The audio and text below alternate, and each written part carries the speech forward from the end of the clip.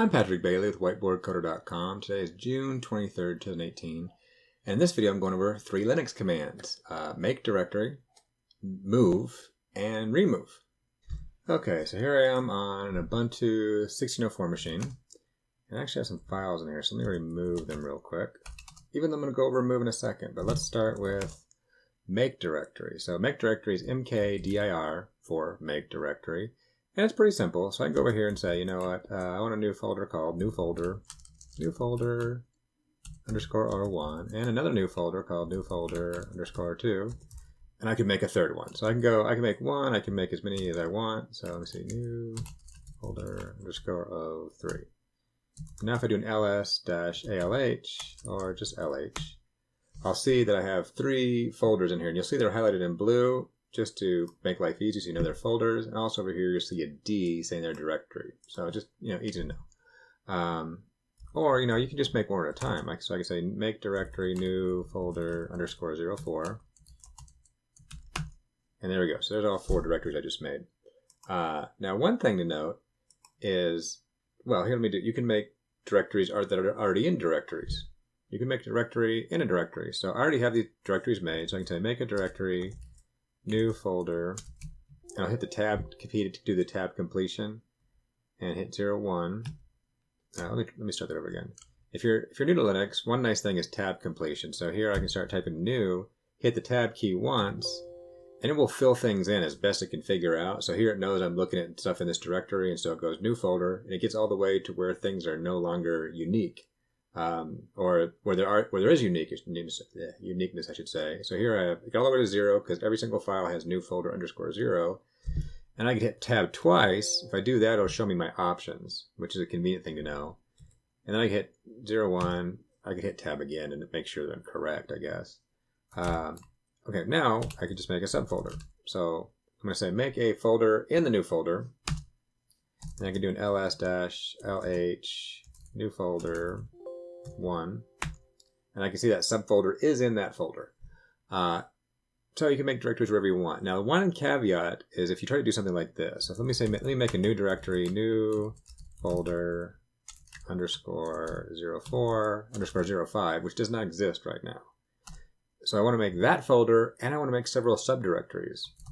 Subdirectory 01 and subdirectory 02.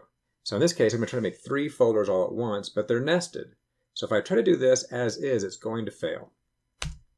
So it says it cannot create those because it can't create the first subdirectory because the new folder 5 doesn't exist. It can't create the subdirectory 02 because the whole folder structure, subdirectory 01 doesn't exist. So we can't do that for you. However, what you can do, and so another nice thing if you're new to Linux, is I can go hit the up key. If I hit the up key, I kind of go through my command history, which is very convenient. So I hit the up key, I bring that command back, and I can also hit Control A. Control A bumps me to the very beginning of my command. So rather than just hitting the arrow key a bunch of times, a little convenience to jump around. So now I can type in -P, which will create those folders if they don't exist. So if they exist, fine, won't touch them. But if it needs to create them, it will. So I use this a lot. So it's kind of nice. Boom, it makes that. So now I can say new folder 5, now it exists. Subdirectory 1. And right now I could hit tab again because there's nothing else in subdirectory 1, so it should just fill it out subdirectory 2. And there you go. So there is make directory. Pretty simple. The only fanciness that I use is having the -P, which is convenient a lot. It's very convenient when writing scripts a lot because sometimes you're not sure if those subfolders are there. And you might want to make a whole structure, I guess. Okay, now moving on to move. So move. Well, let me make a file first. I probably should make a file so I can have something to move. So let me do a little magic here. So you don't need to concern yourself with this if you're kind of new. There's this dd command where I can really read from, so dd input file, so I'm reading from a thing called dev0, and there's a special file that basically I can read from it, and it just outputs an infinite number of zeros. So I can use that to make a file. And so I'll do output file.text, and I'll say count equals 1, and bs, which is bit size, bit size, 1004.8576. And so that should make me a 1 megabyte file, he says in theory. Let me look at that. So now I can see there's my file, and indeed it's 1 megabyte. So I can go back in my command history, change that count to 2, and change the file to _02. And so now I should have 2 files. One's 1 megabyte, one's 2 megabyte, just to have something to work with. They're all filled with zeros, so it's just kind of boring. They're not even text, they're just filled with zeros. So they're kind of blank files, but they take up space. So with that, let me move something. So now I can move any file to a subfolder. So I can say file.txt, and I want to move you to new folder 05. So I do move, file I want to move, and then the folder. And so now it's moved. And so now if I do ls-lh, I see the file's no longer there, but I could do ls-lh new folder 05, and I'll see the file has been moved there. And I can also see the subdirectory there. Also, I can move things around. I don't have to be in that directory to move things. So I can say move, I'll move the same file, but I'll move it further down the subdirectories. I'll say new folder 5, file, and hit the tab to do the tab completion. I'll say new folder 5 again, subdirectory 02. So I'll move it further down the line. So now if I do an ls-lh, new folder 05, subdirectory 1, subdirectory 2, I should see there's my file, 1 megabyte. In addition to that, there's also some other little tricks when you're moving things around. I shouldn't say tricks, but just knowing how Linux talks about things. So if I want to move that folder, move that file here, I can say move folder 05, subdirectory, file. And if I want to move it here, I can do a dot. Dot means here. The folder I'm in currently, move that here. And so if I do that, boom, I should do there, and I can see it's been moved back. So let me move, another thing you can do, let me go back to my history and move that guy, waved it back up there. Oh, no, I want to, there we go. Move that file all the way back up to that subdirectory again. And now I can do something interesting. I can go into that new CD, into that new folder 5, into the subdirectory 02. So now I'm all the way down there. If I do a pwd, I can see where I'm at. So I'm in this folder. I'm right where that text file is. I can say move file text. I can do dot, which is redundant. So I'm saying move this file to where I am right now. They're the same file, so it just kind of says that's done. I'm not going to do it. But you can also do a dot dot. Dot dot means one folder up. So if I do a dot dot, it does move, and I can see it go up one directory, and I can see there it is. Another thing I can do is I can just say move file.txt, and I can say tilde. Tilde means my home directory. So whatever is defined as my home directory, move there. So I do that, and then I can do a cd tilde, or just cd. If you do cd and hit enter, it'll take you back to your home directory. And there I am. So it's been moved around. Let's see. Another thing you can do with move is you can use move to rename files. So I can say move file.txt. Oh, it did tx. It should have been txt. Oops. There you go. I can fix it. So I can move this txt. So now it's going to take that file, move it in place in the same directory, but basically it's just renaming it really at the end of the day. And there I go. I've renamed it. And let me rename the other one because that should really be, I intended to have txt. So there is the basics of move. And for the last command I'm going to go over is remove, rm. So pretty simple. But let me, what should I do?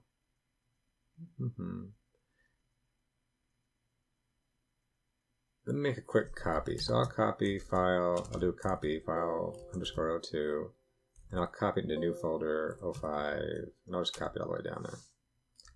In fact, I'm not going over a copy command, but as I copy, I can actually rename things too. So now there's 2 files down there, even though they're exactly the same. One's called file 02, one's called file 03. But now, oops, ls-lh, ls-lh, there we go. So there's the files. that I currently have. So I can just say remove file.txt. And it removes it. Simple as that. And it's removed. So let me make a copy of that O2 so I can have more than one file here. We make couple. Do that ls-lh. So now I've got 4 files with the same name. I can also say remove file star, or I can just say file star, and it will remove everything in this directory that is named that way. So anything that has a file, file 2, file 5, file underscore, everything will be removed. But my directory should be intact because they have a different kind of name. They say new folder. And there you go. Those are gone. Now another thing I can do, if I try to do a remove, I can remove folders. So I can say remove folder, new folder 05. It should reject me. So it says it can't remove it because it's a directory, because directory can have all kinds of subfolders. So what you want to do is you do a -r, which will remove that folder, but it also removes, R is for recursive, so it'll remove recursively. In fact, let me double check that. So if I do a man, or do a remove --help, I can see all the commands, and there you go, -r for recursive. So ls-h, ls-lh. So I can say remove -r, new folder 5. So it'll remove that folder and everything down in there. So you have to be careful about that, and that's what you really intended to do because it's going to wipe everything out that's in that folder and underneath. So I removed it, and so now that folder and all its contents are gone. Now if I want to wipe everything out, here I could say, remove star, which will remove everything except for hidden files. Hidden files start with a dot. So if I say, so just to show you that, ls-alh, I have all these hidden files. So if I say remove star, it won't remove all these files with a dot. Those dot files are hidden files. I don't want them to be removed anyway, unless I do like a dot star, but I don't want to remove hidden files. And right now, all I have left is folders. It says it can't remove those. So really, I've done nothing. So I can do remove -r star, and so now it should remove those folders, but leave my hidden files intact. And there you go. So now, folders are gone. I can still see my hidden files. Life is good. So there's a remove command. And then lastly, I'm going to go over a few little hacks. Okay, now for some hacks. And when I say hacking, I don't mean hacking in NASA or doing weird things like that or breaking laws. I mean fiddling around. In the old use of the word. Just hacking around, fiddling around, trying to find some interesting things. So here's a couple interesting Linux hacks I went and did, or I want to show. And as best I can, I kind of want to relate them to what we're doing. But right now, depends on how many commands I do in a day, but mostly just interesting hacks to inspire and show people interesting things to do. So anyway, let me start with this. So I'm going to use a command that I haven't gone over before called dd. And I'm not going to go over in detail, but you can use it to make files. So what I'm going to do here is I'm going to read from a special file called dev0. So input file will be dev0. It just kind of outputs a stream of zeros. And I'll put it to an output file locally that I'll call file01.txt.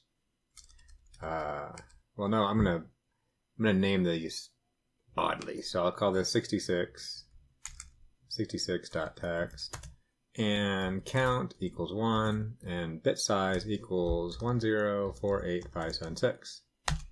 So if I do that, and now I look at it, I created a 1 meg file based on that. So let me go make some other files.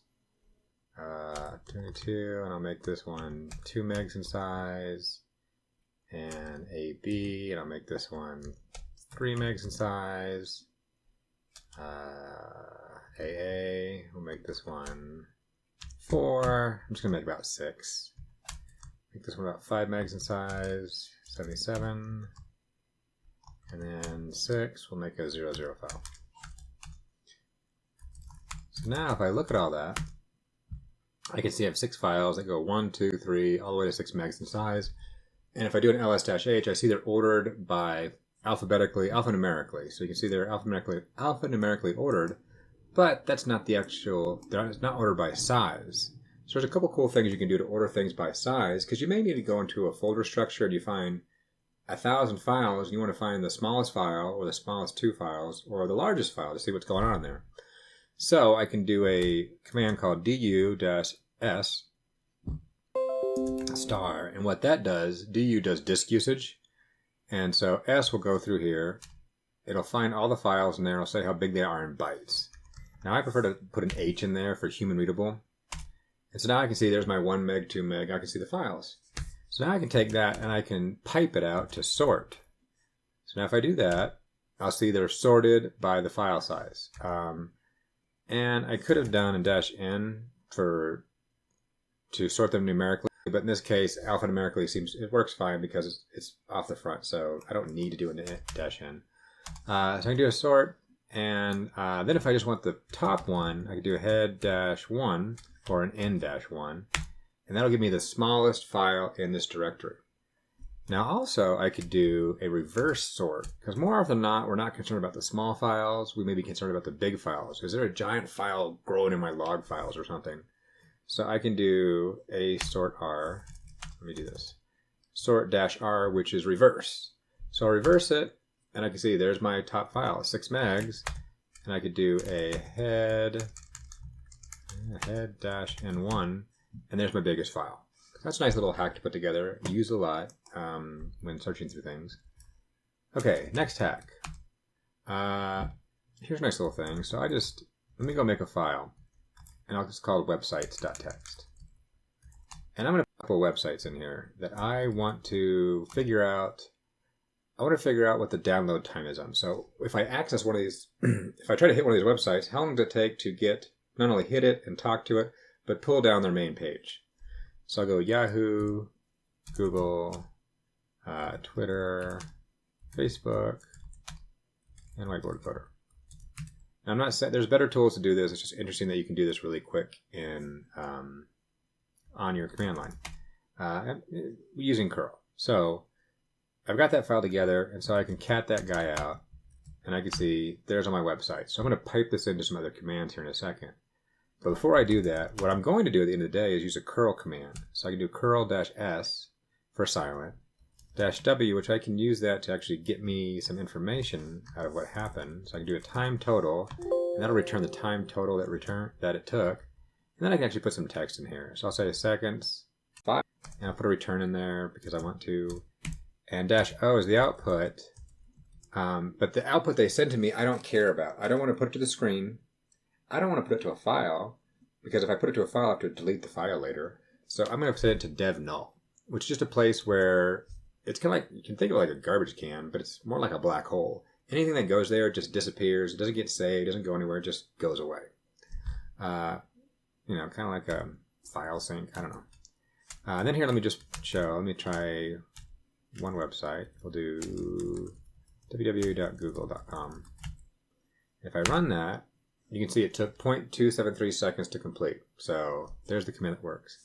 Let me go back and I'll cat this out. Now I'll pipe it to another command. I'll pipe it to awk. And in this case, what I am going to do, I'll do it in steps to show how it's working. So do some curly braces there. And I can do system, brackets, parentheses, blah, blah. Anyway, I can do system, and here I can type my command out. So here I can say echo, and it will echo that command out. And then I can say $1. So as each line of that file comes through, I'm just going to echo out what's in there. So you can see that worked just fine. And then what I'm going to do, just to make note if you're unfamiliar with this, you can do multiple commands in the same line by using a semicolon. So I can do ls echo hi. And so it'll do the ls command first, then it'll do the echo command. So they're not piped together, they're just two separate commands on the same line for convenience.